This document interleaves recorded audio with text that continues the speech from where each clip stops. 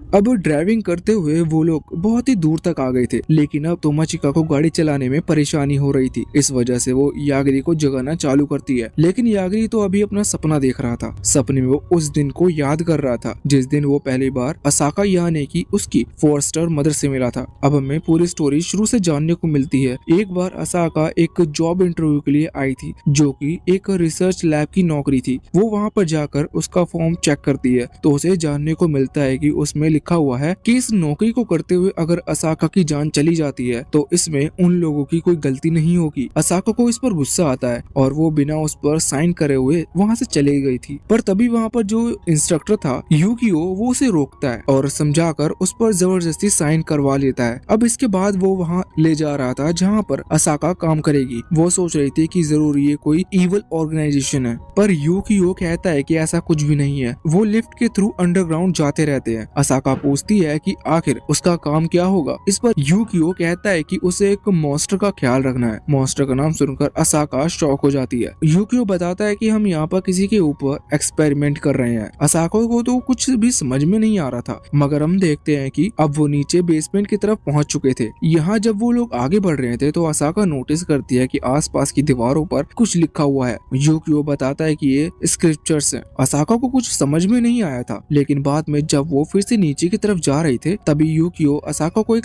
File दिखाता है जिसका नाम था अल्फा ओमेगा। असल में ये उनके टेस्ट सब्जेक्ट का नाम था और इसका नाम उन्होंने अल्फा ओमेगा इसलिए रखा है क्योंकि इसका मतलब इटर्निट से है। अभी सारी बातें असाका के सर के ऊपर से जा रही थी। उसे कुछ भी समझ में नहीं आ रहा था। वो यूकियो से पूछने लगती है कि तुम जिस मॉन्स्टर की बात कर रहे हो क्या वो कोई ह्यूमन है। यूकियो कहता है कि नहीं, इस पूरी फाइल को बिल्कुल सीक्रेट रखा गया है, लेकिन मैं इतना जानता हूँ कि ये जो भी है उसके पास एक ऐसी पावर है कि वो सोचकर किसी को भी खत्म कर सकता है। ये सुनकर असाका और ज्यादा डर जाती है। वो कहने लगती है कि तुम्हें सच में लगता है कि मैं ऐसी मॉन्स्टर लाइक चीज का ख्याल रख सकती हूँ। तो इस पर यूकियो कहने लगता है कि बिल्कुल, हमने पूरी रिसर्च की है, तुम्हारे पास टीचर लाइसेंस भी है। लेकिन असाका कहती है कि मुझसे भी तो बहुत अच्छे बहुत लोग हैं। पर इस पर यूकियो कहने लगता है कि नहीं, देखो, उसे सिखाना जरूरी है और तुम एक अच्छी टीचर हो। अगर हम उसे सिखाते तो इससे उसकी एजुकेशन बढ़ेगी और उसे समझ में आएगा कि कब कैसे डिसीजन लेना है। इससे पूरी ह्यूमैनिटी बचेगी, यानी कि तुम पूरी ह्यूमैनिटी को बचा रही हो। साथ ही वो ये भी कह रहा था कि हमने पूरी रिसर्च की है, हमें तुमसे अच्छा कोई नहीं मिल सकता, इस वजह से तुम्हें इसे काम के लिए सबसे ज्यादा सूटेबल हो। अब वो लोग वहाँ पहुँच चुके थे। इस वजह से यूकियो एक पेपर असाका को देता है और वहाँ से चला जाता है क्योंकि उसे इसके आगे जाने की परमिशन नहीं है। अब असाका, जो कि डरी हुई थी, वो अंदर जाने का फैसला करती है। पहले तो वो अपने कार्ड से उस गेट को ओपन करती है। अंदर आने के बाद वो देखती है कि ये जगह तो पूरी तरह से अलग है। यहाँ पर ऐसा लग रहा है जैसा कि आर्टिफिशियल सीनरी का यूज किया गया हो। उसके पास जो पेपर था उस पर एक मैप बना हुआ था। उस मैप के थ्रू वो वहीं पर उस जगह के घर की तरफ पहुंच जाती है जिस घर में टेस्ट सब्जेक्ट अल्फा ओमेगा रहता है। अब पहले तो असाका बहुत ही ज्यादा डर रही थी, लेकिन फिर भी वो डरते डरते आगे बढ़ती है। यहाँ घर के अंदर आने के बाद उसे कमरे से कुछ आवाज आ रही थी। वो जैसे ही गेट खोलती है तो वहाँ पर एक बच्चे को देखती है। वो समझ गई थी कि ये बच्चा अल्फा ओमेगा है। उसे बहुत ही ज्यादा गुस्सा आता है और कहती है कि वो लड़का फालतू में मुझे डरा रहा था। वो तुरंत ही उस बच्चे को, मतलब कि यागरी को, उठाती है और बाहर लेकर पटक देती है। वो कहती है कि तुम घर में घुस घुस के क्या कर रही हो, तुम्हें पता नहीं कि इतनी एज में तुम्हें बाहर निकल कर खेलना चाहिए। यागरी, जो कि अभी बहुत ही ज्यादा शॉक था, वो तुरंत ही असाका की तरफ अपनी फिंगर पॉइंट करता है। असाका ही देखकर डर जाती है, लेकिन अचानक से असाका की बॉडी के पास से एक डार्क शैडो नीचे गिरती है और डिसअपियर हो जाती है। असाका पूछती है तो यागरी बताता है कि असल में शैडो है जो कि तुम्हारे साथ यहाँ पर आई थी मुझे खत्म करने के लिए। ये असाका की शैडो नहीं थी, बल्कि यागरी उन्हें डीमन कहकर बुलाता है। अब असाका तो ये बात समझ चुकी थी। वो उसे हाथ पकड़कर खड़ा करती है। यहाँ पर यागरी कह रहा था, देखो, तुमने मुझे बाहर खेलने को कहा, मुझे इस चीज में कोई प्रॉब्लम नहीं है, पर क्या मैं ऐसा कल कर सकता हूँ, क्योंकि अब तो शाम हो चुकी है। अभी असाका को याद आ चुका था कि इस बच्चे के पास क्या पावर है। इस वजह से वो बहुत ही डरी हुई थी और हर बात बिल्कुल सोच समझकर कह रही थी। वो यहाँ पर अपना नाम बताती है और इसके बाद वो यागरी से उसका नाम पूछती है। यागरी कहता है कि उसका यहाँ पर नाम अल्फा ओमेगा है, लेकिन पहले सब उसे लॉर्ड अकाकोशी कहकर बुलाते थे। ये बात भी अकासा के सर के ऊपर से जाती है। यहाँ पर अब यागरी कहने लगता है कि उसे भूख लग रही है। असाको को याद आता है कि अब उसे यहीं पर रहना है, इसलिए उसे यागरी के खाने का भी ख्याल रखना होगा। वो तुरंत ही यागरी को वहाँ से ले जाती है। अब यागरी जब नहा रहा था तब वो आसपास किचन में खाना ढूंढ रही थी। वहाँ पर हर चीज थी, लेकिन कमाल की बात है कि असाका को टीचर कहते हुए भी कुछ बनाना नहीं आता। तभी वो बाकी जगह ढूंढती है तो उसे एक इंस्टेंट कप नूडल का पैकेट मिल जाता है जिसमें सिर्फ पानी मिलाने से जो कि परफेक्ट नूडल बन सकते थे। इस वजह से वो उसे तैयार करती है और यागरी को देती है। यागरी को तो वो बहुत ही पसंद आते हैं, लेकिन यहाँ पर असाका उन्हें खाते हुए अभी यही सोच रही थी कि क्या सच में किसी का नाम लॉर्ड अकाकोशी हो सकता है। अब वो यागरी से उसके पेरेंट्स के बारे में पूछने लगती है, लेकिन यागरी को यहाँ पर मदर या फिर फादर के बारे में कुछ भी नहीं पता था। ये सुनकर असाका और भी ज्यादा शॉक हो जाती है। वैसे अब वो यागरी को ध्यान से देख रही थी और उसे अपने गॉड की याद आती है, इसलिए अब वो यागरी का नाम यागरी रख देती है। यागरी को ये नाम पसंद आता है। वैसे यागरी यहाँ पर सरनेम भी चूज कर रहा था जो कि असाका था, पर असाको कहती है कि तुम मेरे सरनेम का यूज क्यों कर रहे हो, ये फैमिली सरनेम है और ये फैमिली मेंबर्स को मिलता है। लेकिन यागरी कहता है कि उसे फैमिली का मतलब नहीं पता। अब यहाँ से कहानी आगे कंटिन्यू हो इससे पहले ही सीन चेंज हो जाता है, क्योंकि वहाँ तोमाचिका ने यागरी को जगा दिया था।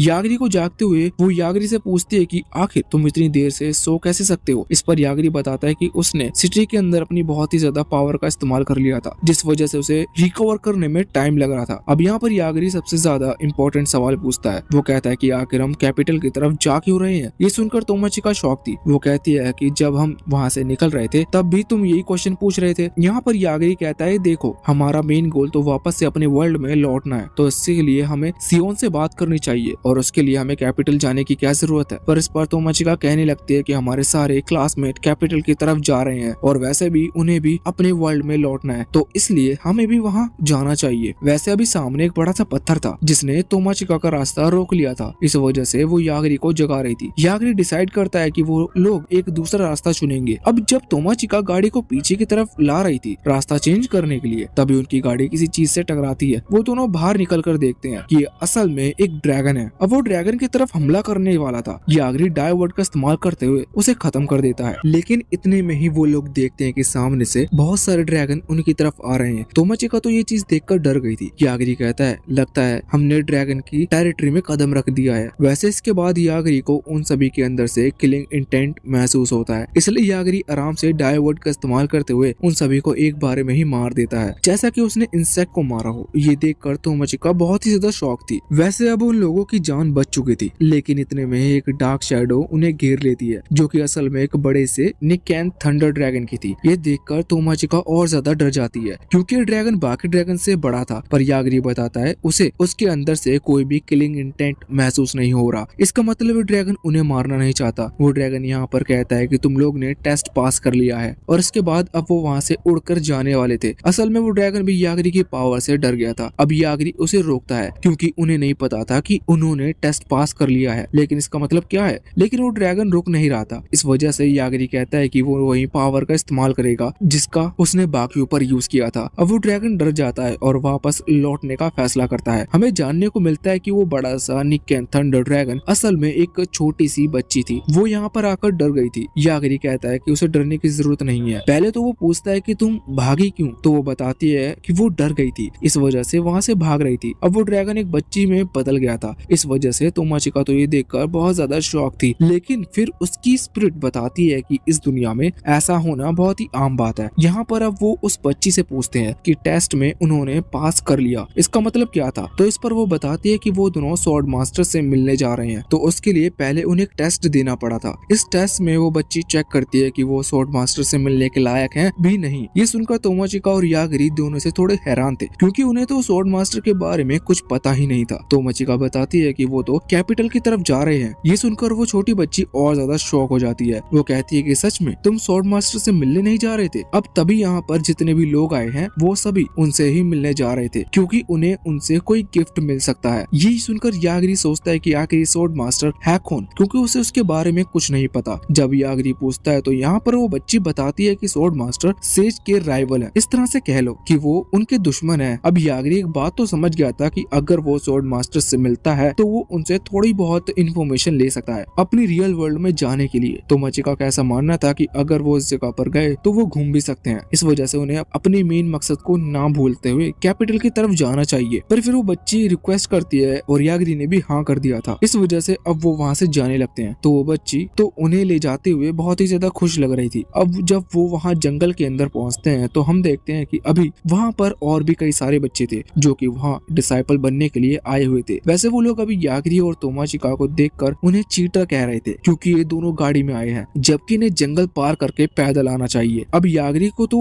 इसमें कुछ भी समझ में नहीं आ रहा था, लेकिन आना चाहिए। अब यागरी को तो इसमें कुछ भी समझ में नहीं आ रहा था, लेकिन फिर से उसे जानने को मिलता है कि असल में अब यहाँ पर एक और टेस्ट होने वाला है, जिसके थ्रू स्वॉर्ड मास्टर अपना डिसाइपल डिसाइड करेंगे, और जो भी उनका डिसाइपल बनेगा वो सच में बहुत ताकतवर माना जाएगा, क्योंकि वो स्वॉर्ड मास्टर का डिसाइपल है। अब बाकी सारे तो इसके लिए यहाँ पर आए थे, पर यागरी और तोमाचिका इसलिए यहाँ पर नहीं आए थे। अब तभी वहाँ सामने से एक लड़का कहता है कि तुम लोग यहाँ गाड़ी में आए हो और तुमने इसमें कोई मेहनत भी नहीं करी, इस वजह से तुम्हें डिस्क्वालीफाई किया जाता है। पर तभी वहाँ पर खुद स्वॉर्ड मास्टर आते हैं और कहते हैं कि अभी तक ये कंपटीशन या फिर कह लो ये टेस्ट स्टार्ट नहीं हुआ है, इस वजह से कोई भी यहाँ पर डिस्क्वालीफाई नहीं हो सकता। अब पहले तो सभी लोग बहुत ही ज्यादा शॉक थे, क्योंकि वो ओल्ड मैन किसी को भी स्वॉर्ड मास्टर नहीं लग रहे थे। पर इसके बाद वो ओल्ड मैन कहने लगते हैं कि मैं ही स्वॉर्ड मास्टर हूँ, और अभी यहाँ टेस्ट शुरू होता है। वो कहते हैं कि सबसे पहले तुम्हें लड़ाई करनी है, और ये लड़ाई डेथ मैच होगी, मतलब कि जब तक ओल्ड मैन से एक लड़का इस लड़ाई को रुकवा नहीं देता तब तक उन लोगों को लड़ते रहना है, भले ही इसमें किसी की भी जान क्यों ना चली जाए। यागी को तो ये चीज बिल्कुल पसंद नहीं आ रही थी, इस वजह से वो कहता है कि क्या हम यहाँ से जा सकते हैं, लेकिन तभी स्वॉर्ड मास्टर कहने लगते हैं कि बिल्कुल नहीं, अगर तुम यहाँ से गए तो इस कंपटीशन को ही रोक दूंगा। अब बाकी सभी भी ऐसा नहीं चाहते थे, इस वजह से यागी वहाँ रुकना पड़ता है। अब जब उनके बीच में लड़ाई शुरू होती है, सभी लोग एक दूसरे को खत्म कर रहे थे, बस यागी और तोमाचिका यहाँ दूर खड़े देख रहे थे, क्योंकि उन्हें किसी से लड़ाई नहीं करनी थी। तभी एक ग्रुप आकर यागी और तोमाचिका पर हमला करने वाला था। यागी के पास वैसे तो कोई रास्ता नहीं था बचने का, इस वजह से वो डाइवर्ट का इस्तेमाल करता है। पर इतने में ही एक लड़का जो कि नाइट के कपड़े पहना था, वो सामने आकर उन सभी लड़कों को रोक लेता है और कहता है कि तुम लोग बेवकूफ हो। स्वॉर्ड मास्टर का कहने का मतलब ये नहीं है कि हमें एक दूसरे को खत्म करना है, वो सिर्फ टेस्ट करना चाहते हैं कि हमारी पर्सनैलिटी किस तरह की है। अब तोमाचिका तो कह रही थी कि ये लड़का सच में बहुत ही ज्यादा अच्छा है, लेकिन उसकी स्पिरिट यहाँ पर बताती है कि बस इसके पास टैलेंट है कि यहाँ पर जितने भी लोग हैं ये उन्हें खत्म कर सकता है। इस वजह से ये बड़ा रिलैक्स फील कर रहा है और इसे किसी से डर नहीं लग रहा, इस वजह से ये कमजोर को प्रोटेक्ट कर रहा है। अब हम देखते हैं कि यहाँ पर वो अकेला ही कईयों को खत्म करता है, क्योंकि वो खुद ही उसके ऊपर हमला कर रहे थे। दूसरी तरफ पेड़ों के पीछे से कुछ बच्चे यहाँ अपनी मैजिक पावर से यागी के ऊपर हमला करने वाले थे, लेकिन यागी ने उनकी किलिंग इंटेंट को महसूस कर लिया था। इस वजह से वो तुरंत ही डाइवर्ट का इस्तेमाल करते हुए उन्हें खत्म कर देता है। वैसे अभी वो जो लड़का है उन्हें प्रोटेक्ट कर रहा है, उसे तो यहाँ पर कुछ भी समझ में नहीं आ रहा था, पर बाद में वो सोचता है कि शायद ऐसा इस वजह से हुआ क्योंकि ओल्ड मैन चाहते ही नहीं कि वो लड़े, और ओल्ड मैन ही उन बच्चों को पनिशमेंट दे रहे हैं क्योंकि उन्होंने गलत डिसीजन लिया। अब तभी ग्रुप वहाँ पर आ गया था इनसे लड़ने के लिए, इस वजह से वो नाइट वाला लड़का कहता है कि वो कुछ देर खुद को बचाए जब तक वो इनसे लड़ता है। इतने में ही यागी और तोमाचिका किसी की आवाज सुनते हैं। ये एक दूसरे लड़की की थी जो कि ग्राउंड पर पड़ा हुआ था, उसकी बॉडी पर इतनी खतरनाक चोट थी कि वो मरने वाला था। पर तभी वो तोमाचिका से कहता है कि वो सामने जो स्टोन पड़ा हुआ है वो उसे दे दे, वो रेनबो कलर स्टोन है, वो रेनबो कलर स्टोन है। तोमाचिका उसे दे देती है। अब वो लड़का जैसे ही उस स्टोन को ब्रेक करता है तो अचानक से उस लड़के की बॉडी हील हो जाती है और वो पूरी तरह से ठीक हो जाता है। अब वो लड़का तोमाचिका को थैंक यू कहता है, लेकिन इतने में ही स्वॉर्ड मास्टर उसे रोकते हैं और उन सभी को अपने साथ चलने को कहते हैं। इस वक्त वो सामने वाले फॉरेस्ट की तरफ पॉइंट कर रहे थे कि उन्हें उस डायरेक्शन में जाना है। यहाँ पर यागी और तोमाचिका तो शौक थे क्योंकि वो यहाँ पर डिसाइपल वगैरह बनने के लिए नहीं आए थे, पर वो छोटी बच्ची उनसे रिक्वेस्ट करने लगती है। ये देखकर यागी उससे पूछता है कि वो उनसे रिक्वेस्ट क्यों कर रही है और वो उन्हें स्वॉर्ड मास्टर से क्यों मिलाना चाहती है। तो इस पर वो छोटी बच्ची बताती है कि स्वॉर्ड मास्टर का किंग का डिसाइपल किंगडम का होली नाइट बनेगा, जो कि एक बहुत बड़ी पोजीशन है, और इसके बाद वो छोटी बच्ची उनकी सर्वेंट बन जाएगी। अब अभी यागी को ये ज्यादा कुछ समझ में नहीं आया था, लेकिन फिर वो स्वॉर्ड मास्टर को फॉलो करने का डिसाइड करते हैं। वो उनके पीछे पीछे जा रहे थे। यहाँ पर हमें उस हील होने वाले लड़के का नाम लाइनेल पता चलता है और उस नाइट जैसे कपड़े पहनने वाले लड़का नाम निक पता चलता है। यहाँ अब वो लोग आगे बढ़ रहे थे, तभी यागी उस नाइट वाले लड़के यानी कि निक से पूछता है कि आखिर एक होली नाइट क्या होता है और स्वॉर्ड मास्टर डिसाइपल सभी क्यों बनना चाहते हैं और स्वॉर्ड मास्टर का डिसाइपल सभी क्यों बनना चाहते हैं। वो लड़का शॉर्ट में बताता है कि स्वॉर्ड मास्टर का डिसाइपल जो कि एक होली नाइट बनने की कैपेबिलिटी रखता है, वो बहुत ही पावरफुल होता है। बहुत टाइम पहले एक डीमन लॉर्ड या फिर ऐसा कह लो कि एक डेविल ने इनके ऊपर हमला किया था। ये बहुत ही टाइम पहले की बात है। तब का जो होली नाइट था वो इतना पावरफुल था कि उसने किसी तरह से उस डेविल को रोक लिया था, मतलब उसने उस टाइम स्पेस के अंदर कैद कर लिया था जहाँ वो दोनों बंद है। पर कुछ उस डेविल के फॉलोअर्स हैं जो कि उसे आजाद करने की कोशिश कर रहे हैं और आने वाली सिचुएशन में अगर वो आजाद होते हैं तो उसे रोक पाना और ज्यादा मुश्किल हो जाएगा। अब यहाँ पर तोमाचिका उस दूसरी लड़की लैन से पूछती है कि उसके पास जो स्टोन है वो क्या है, तो वो लड़का बताता है कि उसका पास्ट बिल्कुल बैड लक से गिरा हुआ था और उसे एक मिस्टीरियस ऑर्गेनाइजेशन थी उसे सेक्रीफाइस करने की तैयारी कर रही थी। उन्होंने उसे सेक्रीफाइस किया। वो लड़का बताता है कि उसका पास्ट बिल्कुल बैड लक से गिरा हुआ था और उसे एक मिस्टीरियस ऑर्गेनाइजेशन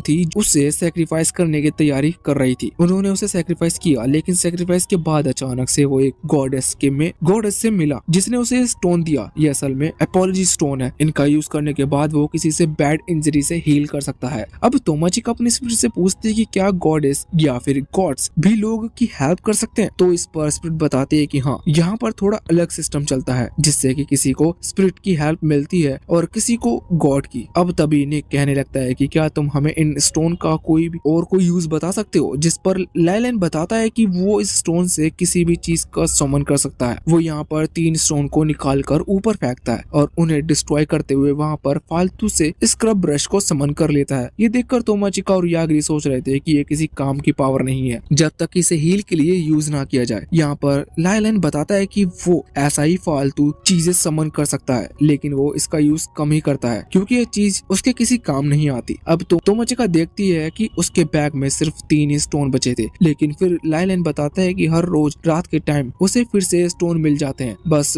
डिपेंड करता है कि उसका दिन कितना बुरा गया था। तभी वो लोग आके नोटिस करते हैं कि उनके जो साथी थे, मतलब कि जो डिसाइपल बनने के लिए आए हैं, वो जब आगे बढ़ रहे थे तभी वो अचानक से गायब हो गए थे। इसका कारण ये था कि वहाँ पर एक टेलीपोर्टेशन इनविजिबल बैरियर लगा हुआ है। अब जब भी लोग वहाँ अंदर जाते हैं तो ये उसी जगह के आगे पहुंच चुके थे, लेकिन जब बाहर का कोई भी नहीं दिख रहा था, इनके सामने एक बड़ा सा टावर था। ये टावर खतरनाक था क्योंकि इसके अंदर से एक इविल एनर्जी आ रही थी। ये इविल एनर्जी इतनी ज्यादा थी कि इनसे उनकी बॉडी हार्म भी हो सकती है और इसका असर लाइलैंड के ऊपर होता है। लेकिन फिर उसके बाद वो स्टोन का यूज कर खुद को बचा लेता है। तोमाचिका देखती है कि इसका यूज उसके ऊपर नहीं हो रहा था। वो शॉक थी, लेकिन स्पिरिट बताती है कि वो प्रोटेक्टेड है, इस वजह से उसके ऊपर इसका कोई असर नहीं हो रहा। अब हम देखते हैं कि यागरी यहाँ पर उस छोटी सी बच्ची, मतलब उस ड्रैगन से पूछने लगा कि आखिर ये टावर है क्या। वो छोटी बच्ची वहाँ नहीं थी। लाइलैंड बताता है कि वो यहाँ नहीं जा सकते क्योंकि उस बैरियर को सिर्फ वही पार कर सकता है जो कि यहाँ पर स्वॉर्ड मास्टर का डिसाइपल बनने के लिए आया हो। अब वो लोग डिसाइड करते हैं कि वो आगे बढ़ेंगे। इसके बाद वो टावर के अंदर आते हैं और जितने भी बच्चे हैं, मतलब जितने भी लोग वहाँ डिसाइपल बनने के लिए आए थे, वो तुरंत ही उस टावर के सबसे ऊपर वाले फ्लोर पर जाने वाले थे। सबसे पहले ऊपर आने के बाद जब वो वहाँ से नीचे देखते हैं तो उन्हें एक एनर्जी सर्कल दिखाई देता है जो कि एक बॉल की तरह था और उसके अंदर कोई कैद है। अब हमें जानने को मिलता है कि जो होली नाइट और डेविल था वो वहाँ उसके अंदर बंद थे क्योंकि वहाँ टाइम रुका हुआ है। हमें ये भी जानने को मिलता है कि स्वॉर्ड मास्टर का काम असल में ये ही है कि वो इस सर्कल को प्रोटेक्ट करे जिससे कि कोई भी इसे ब्रेक कर डेविल को आजाद ना कर पाए। अब यहाँ पे हम देखते हैं कि उन्हीं के बीच में एक लड़की जो कि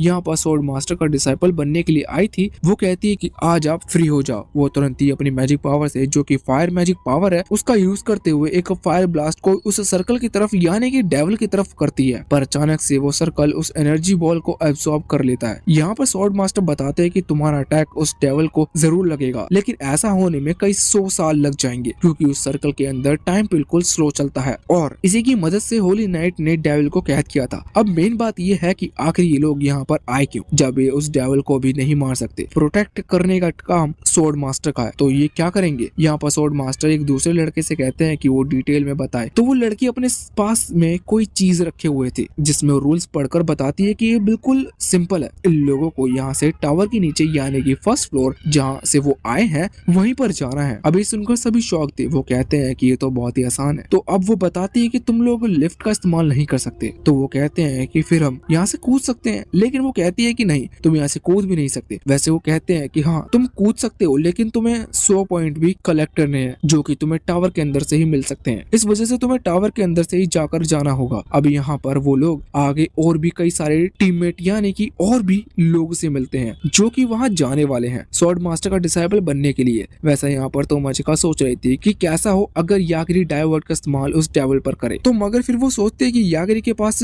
इसका कोई रीजन भी नहीं है कि वो ऐसा करे और वैसे भी उस डेविल की किलिंग इंटेंट यागरी को मिल ही नहीं सकता क्योंकि वो तो स्पेस एंड टाइम में कैद है। मगर वो तभी यागरी की तरफ देखती है जो कि बहुत ही ज्यादा वियर्ड फेस बनाया हुआ था। वो उसे पूछती है कि क्या हुआ, तो इस पर यागरी कहता है कि उससे बहुत बड़ी गलती हो गई। जब वो नीचे थे तभी वो एनर्जी थी जो कि इविल एनर्जी उसे भी अफेक्ट कर रही थी। उसने उसे सोर्स पर डाइवर्ट का इस्तेमाल किया, जिस वजह से उसने अनजाने में डेविल को खत्म कर दिया। ये सुनकर तोमाचिका शॉक हो जाती है, लेकिन इसी के साथ ये पार्ट यहीं पर एंड होता है।